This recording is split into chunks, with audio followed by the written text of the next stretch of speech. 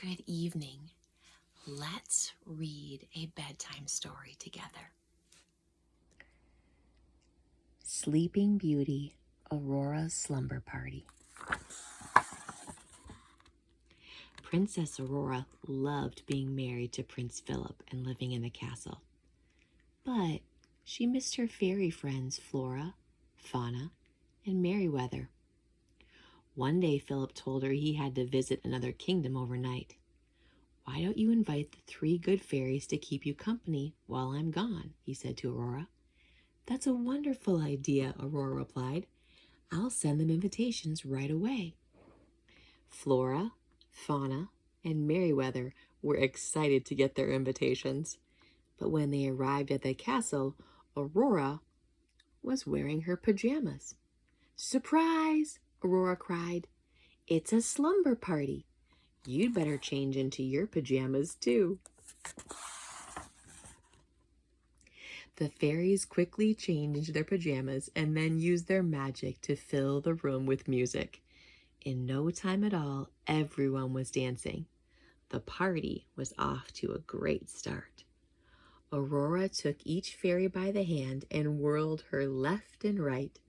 As she twirled Fauna, Aurora's nightgown suddenly turned a lovely shade of blue. "Oh no, that won't do at all," Flora said.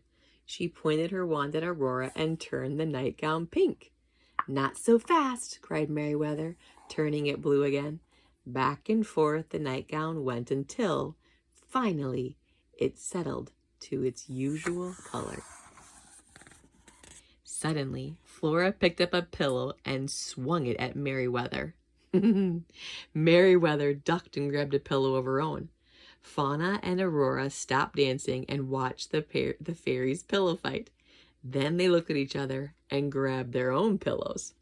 Soon the room was covered in feathers and the friends were out of breath from laughing. "All that fighting has made me hungry.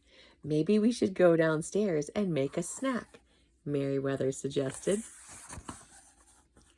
In the kitchen, Merryweather made herself a triple-decker berry sandwich. It looked so good, the other fairies raced over to make their own.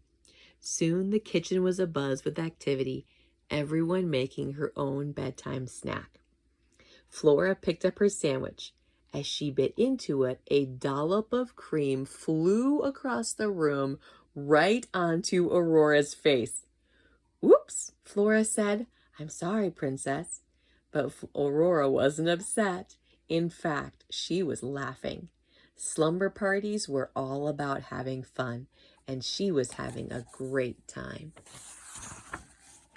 "Let's read a story," Aurora suggested when she and the fairies went back upstairs. She and her friends gathered around the bed and Flora read to them. Soon the fairies began to grow sleepy. Flora set the book aside and everyone went to sleep. Everyone, that is, except Flora. She was still too excited from the night. She tossed and turned, she flipped and flopped, and then she accidentally bonked Merryweather on the head. Merryweather woke up and rubbed her head. "Ouch!" she cried. "Why did you hit me?" "I didn't mean to," said Flora. "It's just that I can't fall asleep." "Well, now I can't sleep either," said Merryweather. All of the chatter woke up Fauna, who suggested they try counting sheep to fall asleep. Flora and Merryweather agreed that Fauna's suggestion was worth trying. They lay down again and began to count. 1, 2, 3, Flora counted. All of a sudden, her sheep turned blue. 12, 13, 14, Merryweather counted her blue sheep. But just when she'd almost fallen asleep, Merryweather's sheep changed from blue to pink. "Blue!" she cried, and changed them back. "Pink," Flora said, and the sheep changed color again. Soon the 2 fairies were sitting up having another argument, but this time they woke Fauna and Aurora.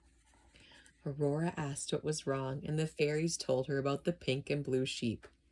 "Maybe there's a better way to fall asleep," Aurora said. She sat up and began to sing a lullaby to the fairies. As her sweet voice carried across the room, the good fairies closed their eyes. Soon they were all fast asleep, even Flora. Ah, that's better, Aurora said, and then, humming the lullaby softly to herself, she pulled up the covers and went back to sleep. So maybe you can think about your favorite lullaby or song. Keep that in the front of your mind as you drift off to sleep. Sweet dreams, little one.